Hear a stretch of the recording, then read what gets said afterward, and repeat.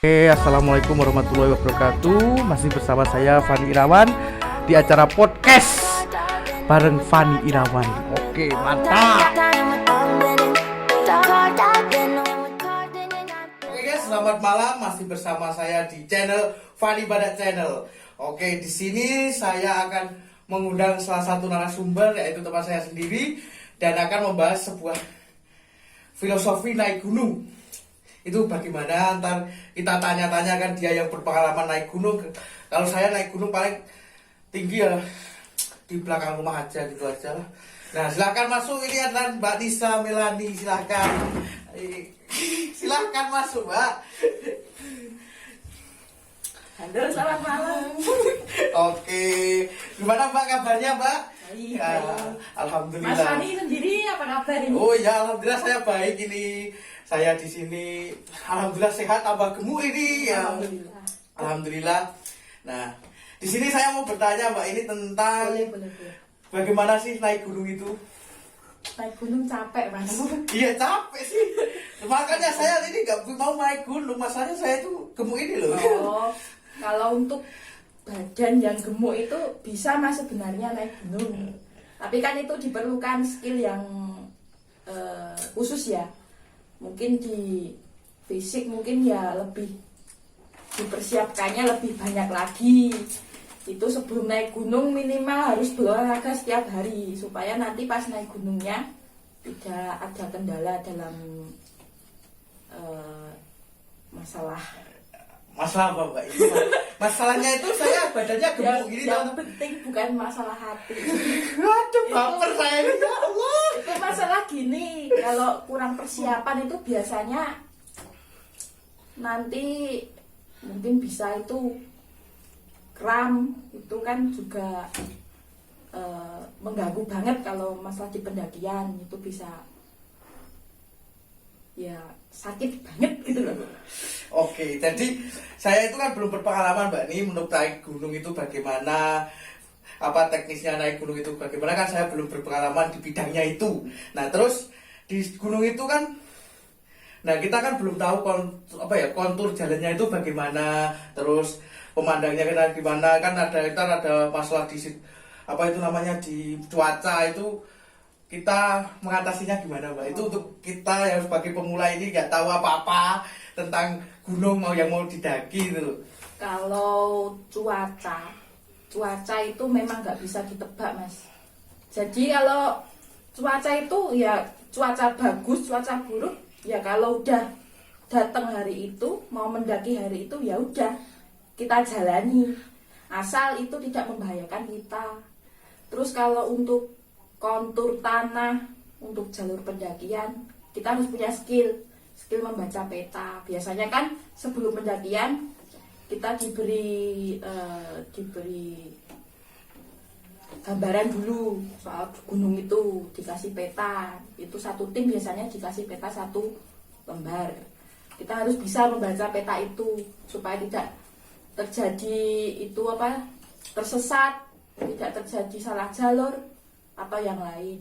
Itu buat mengantisipasi kecelakaan di gunung. Oh gitu, oke. Nah ini pertanyaan saya juga gini Mbak. Jadi kita kan pas posisi naik gunung nah itu sampahnya itu kita buang sembarangan atau itu kita bawa balik lagi ke base camp atau gimana itu Mbak? Kalau di semua gunung peraturannya sama Mas. Gunung itu kan alam memberi hidup pada kita. Jadi kita harus berusaha untuk menjaga alam itu. Kalau sampah untuk yang dibawa di gunung nanti kita bawa turun lagi.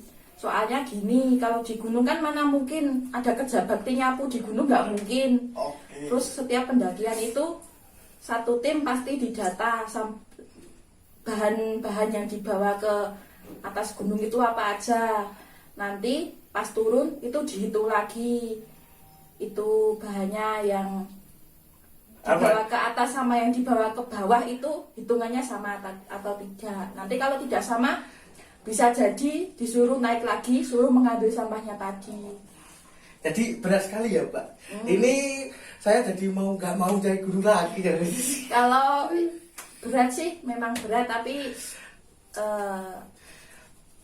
kalau udah sekali naik gunung, terus udah ngeliat itu view yang ada di atas gunung, pasti nanti ketagihan. Kalau itu apa namanya, Apa?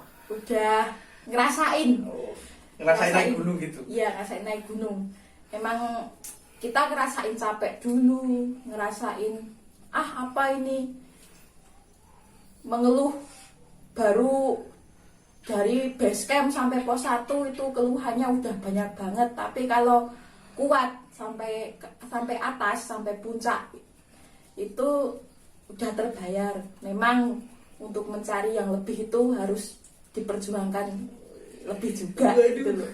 Oke, nah ini kan gini Mbak, ini kan itu di TV itu kan banyak ada berita gini. Jadi ada yang banyak orang itu, para pendaki itu banyak yang terkena penyakit hipotermia atau apa itu. Ya, Nah itu masalahnya itu apa, kurang persiapan kah, atau dia itu hanya pemula langsung iseng-iseng langsung naik gunung, atau gimana itu Mbak? Itu Sebenarnya kalau itu sih tergantung Mas. Jadi kan pengetahuan tentang gunung itu pada seseorang yang terkena hipotermia itu kurang. Pengetahuan tentang gunung itu kurang. Dia kurang persiapan, fisiknya juga kurang siap. Jadi kalau naik gunung, usahakan perlengkapannya sudah safety, sudah lengkap, sudah standar untuk naik gunung. Terus untuk fisik, kalau ada keluhan penyakit khusus, jangan dipaksa dulu. Usahakan penyakitnya itu mereda, sembuh. Nanti kalau dipaksa untuk naik gunung, ya risikonya itu penyakitnya datang di atas, udah kedinginan, kena hipotermia, penyakitnya kambuh, ya udah risiko meninggal itu peluangnya besar sekali. Nah itu kan, nah itu cara apa ya? Jadi apa itu namanya, penanganan pertamanya untuk korban yang hipotermia itu gimana itu? Untuk penanganan pertama itu yang penting kita membawa sleeping bag. Sleeping bag itu sejenis itu kantong tidur buat yang khusus untuk kegiatan outdoor. Itu bisa menghangatkan suhu tubuh yang telah dingin. Nanti kalau pakai itu kan suhu tubuh bisa normal kembali. Berarti pakai itu apa? Pakai air panas, minum air panas. Jadi Ya. kita akan menunggu apa, metabolisme dalam tubuh itu berapa berjalan. Ya, ya. Oke. Nah ini ngomong-ngomong ini diminum dulu Mbak. Silakan diminum dulu. Terima kasih, Mas. Ya sama-sama Mas, silakan. Nah ini teman saya ini adalah apa ya, itu sudah pernah menaik gunung. Jadi saya mau bertanya-tanya tentang, saya juga pengen naik gunung, tapi kan karena ini apa itu, faktor tubuh ini nggak pokoknya nggak sesuai lah, kegemukan lah itu aja daripada ribet. Nah ini kan saya berbagi cerita gitu. Nah itu kan tadi tentang hipotermia. Nah kalau gini Mbak, untuk apa, jadi kita sudah sampai base camp, terus kita mau registrasi itu, apakah sekarang itu karena adanya virus corona ini apakah menjadi lebih sulit atau gimana Mbak? Untuk pengalaman saya pendakian di pandemi COVID-19 saat ini itu lebih susah. Persyaratannya itu lebih sulit. Soalnya kita harus dituntut untuk sehat sekali, untuk benar-benar sehat. Terus itu apa? Fisik juga kan sensitif ya Mas. Kalau di luar daerahnya kita sendiri, ketemu orang banyak, ketemu orang dari luar daerah kita, itu kan jadi pikiran itu, apakah ini membawa virus atau tidak gitu. Tapi kalau untuk persyaratan mendaki gunung sih, untuk pengalaman saya yang kemarin cukup membawa surat sehat sama surat domisili saja.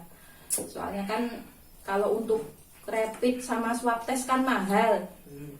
Buat untuk pendaki gembel kayak saya ini. Oke, ya kan gembel sudah bisa naik gunung, gembel itu gimana tuh Mbak Jelan?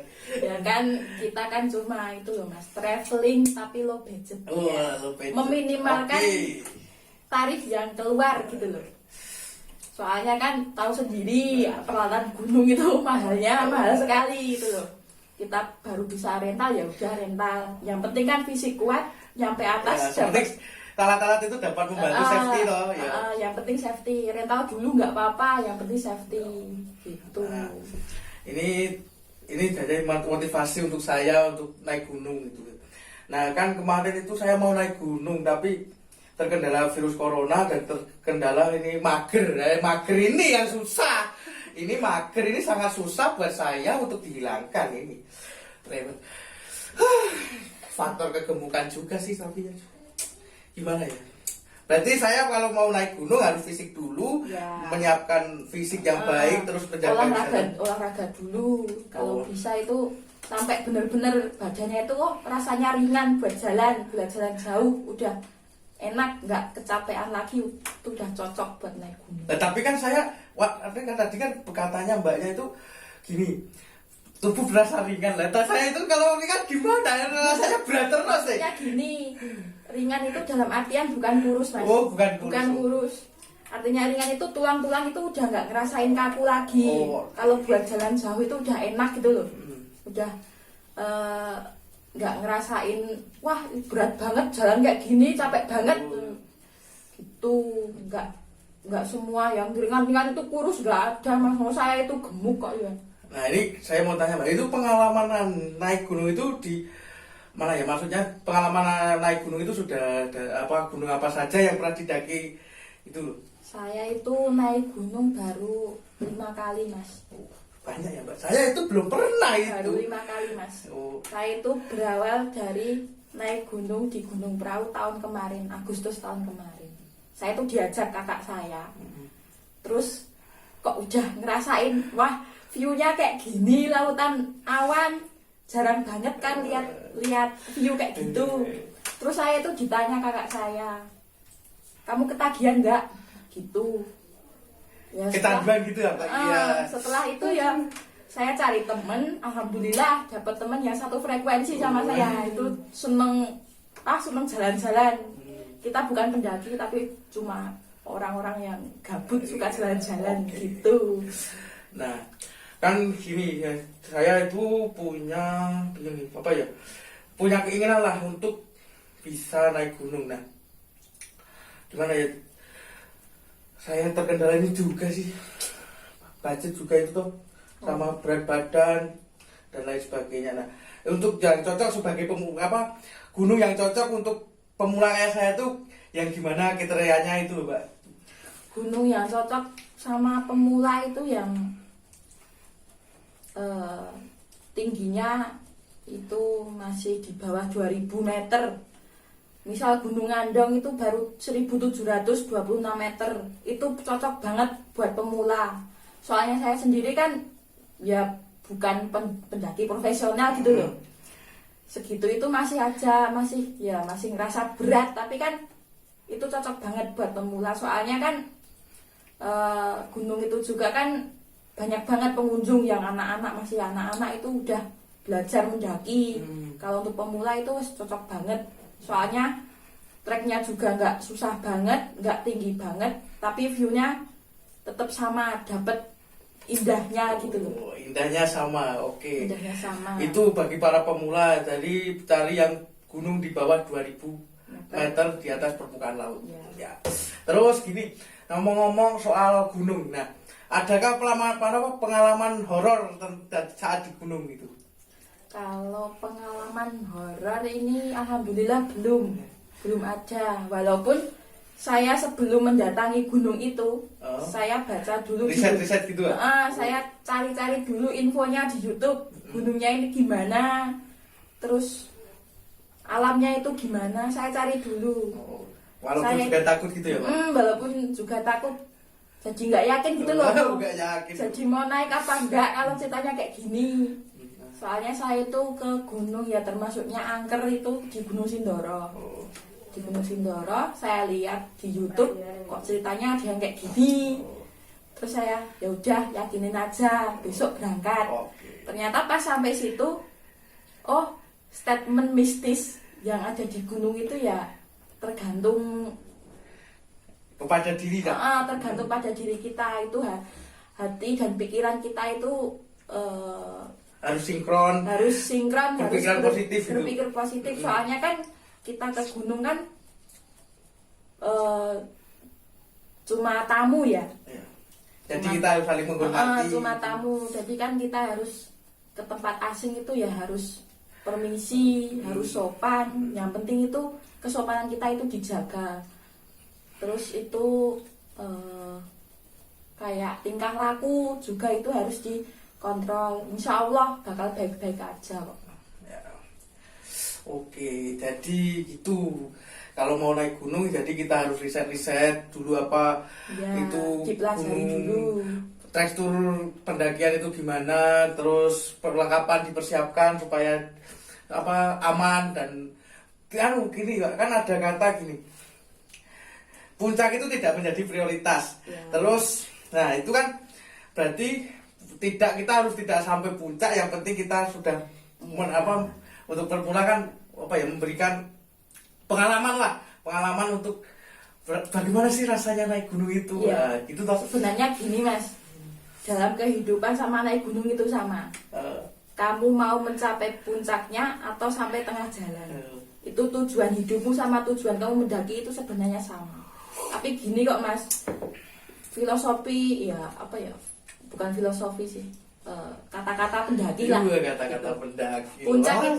Puncak itu hanya bonus. Bonus. Sebenarnya puncak tertinggi itu adalah pulang ke rumah dengan selamat. Oke, mantap. Oke, berarti ini adalah segmen terakhir. Ini ada kata-kata untuk para pendaki pemula, Mbak, silakan. Mungkin dari para traveler pendaki, hati-hati ya. Oh ya. Kalau besok ada agenda bisa kabari saya. Oke, siap. Gitu. Kapan-kapan mendaki bareng, camping bareng, oke boleh. Oke. Nah, terima kasih ya untuk Mbak Nisa. Ya. Semoga bisa besok kita naik bareng ke gunung Amin, apa ya. lah. Kita agendakan lah. Oke. Semoga saja. Nah, gini segmen terakhir saya. Ya ini kalau saya itu gini. Yang penting naik gunung itu tetap jaga kesehatan, jaga fisik, jaga attitude, itu yang penting. Ya. Oke, terima kasih. Wassalamualaikum warahmatullahi wabarakatuh.